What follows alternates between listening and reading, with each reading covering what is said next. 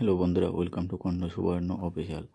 আপনারা এই চ্যানেলে আন্তর্জাতিক সম্পর্ক, আন্তর্জাতিক রাজনীতি এবং জাতীয় নিরাপত্তা বিষয়ে বিভিন্ন ধরনের খবর পেয়ে থাকবেন। তৎকালীন এই বিষয়ে খবর পেতে আমাদের এই চ্যানেলটিকে লাইক এবং সাবস্ক্রাইব করে দেবেন। আজকের আমাদের আলোচ্য বিষয় হচ্ছে ইসরো, অর্থাৎ ইন্ডিয়ান স্পেস রিসার্চ অর্গানাইজেশন, যেটা হেডকোয়ার্টার হচ্ছে ব্যাঙ্গালুরু। ইসরো আজকে একটা স্যাটেলাইট লঞ্চ করেছে, যেটা লঞ্চ LMV, অর্থাৎ যেটাকে ইসরো এই যে স্যাটেলাইটকে বাহুবলী স্যাটেলাইট বলছে, এটা লঙ্কা স্যাটেলাইট, যেটার ওজন প্রায় 4400 কেজি।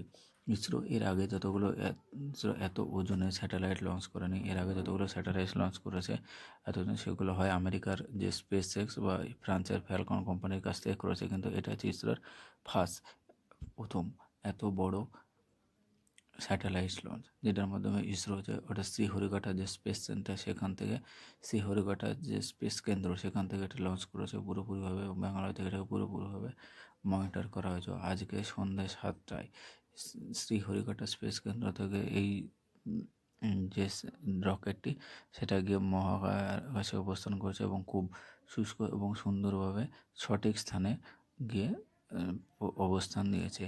আপনাদেরকে বলতে চাই যে এই যে স্পেস যে লং বেরিয়েছে, যে বাহুবলী 3 বা GSAT-7 স্যাটেলাইট আছে, টোটাল 30টা সিরিজের স্যাটেলাইট, কমিউনিকেশন স্যাটেলাইট।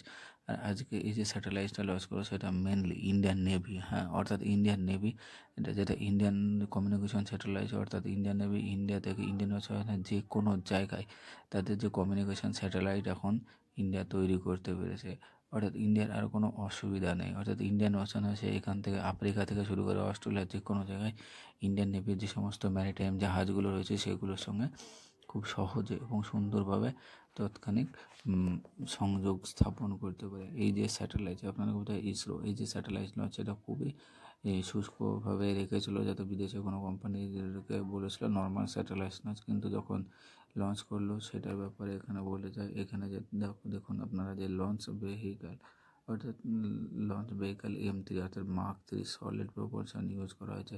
হিউজ যেটা হচ্ছে হিউজ ওজনের স্যাটেলাইট। এর আগে ইন্ডিয়ান ইসরো এরকম এত ওজনের স্যাটেলাইট লঞ্চ করেনি। ইন্ডিয়া ইসরোর কাছে টেকনোলজি চলে এসছে। এই যে স্যাটেলাইট, সেটা পৃথিবীর যে কোনো জায়গায় নেভিগেশন যে কমিউনিকেশন ইন্ডিয়া তৈরি করতে পারবে। ইন্ডিয়া এর আগেও, অর্থাৎ ইসরো এর আগেও টোটাল যে নেভিগেশনের জন্য অনেকগুলো স্যাটেলাইট লঞ্চ করেছে। এইটা হচ্ছে তার মধ্যে একটা অন্যতম স্যাটেলাইট। আপনাদেরকে আমি দেখাতে চাই যে ইসরো যে টুইট করার পর পরবর্তীকালে এখানে দেখতে পাচ্ছেন যে spoke person of Indian navy ISRO to launch GSAT-7, অর্থাৎ Indian navy advance indigenous develop communication today from Sriharikota থেকে এটা লঞ্চ করেছে। ইসরো এর আগেও অনেকগুলো স্যাটেলাইট লঞ্চ করেছে। তার মধ্যে আছে আর্মি স্যাটেলাইট, যেমন GSAT satellite, military, navy, air force, আর্মির জন্য, এবং র্যাডার ইমেজিং স্যাটেলাইট অনেকগুলো। এবং ইসরো যেটা যে মেন যে লক্ষ্য, সেটা 2030 সালের মধ্যে টোটাল 52টা টোটাল 52টা স্যাটেলাইট লঞ্চ করার কথা রয়েছে ইসরো টোটাল। এটা India to first 52 satellite for better surveillance at border, অর্থাৎ Indian Pakistan, India China, India বাংলাদেশের বর্ডার এবং নেভিগেশন যে বর্ডার রয়েছে সেটা পুরো ওয়েস্টার্ন ইস্টার্ন বর্ডারে ইসরোর নেভিগেশনের জন্য ইসরো টোটাল 52টা স্যাটেলাইট লঞ্চ করবে। আজকের খবর এতটাই। থ্যাংক ইউ, ধন্যবাদ। আপনারা দয়া করে চ্যানেলটিকে লাইক এবং সাবস্ক্রাইব করে পাশে থাকবেন। এটা আমার নতুন চ্যানেল। শব্দের কিছু সমস্যার জন্য আমি ক্ষমাপ্রার্থী এবং দুঃখিত।